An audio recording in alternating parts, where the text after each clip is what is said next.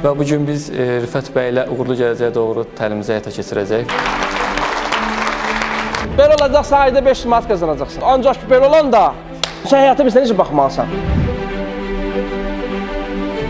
Hansı peşəni götürsən, əldə edirsən elə, çalış orada ən uğurlusu ol.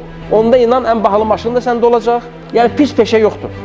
Zəncir qırıldı, artıq çökmüş kimi hiss edirsiniz özünüzü. Yenidən başlamalısınız, amma başlaya bilirsiniz. Çalışın, pozitivə köklənin. Hər işdə bir xeyir var.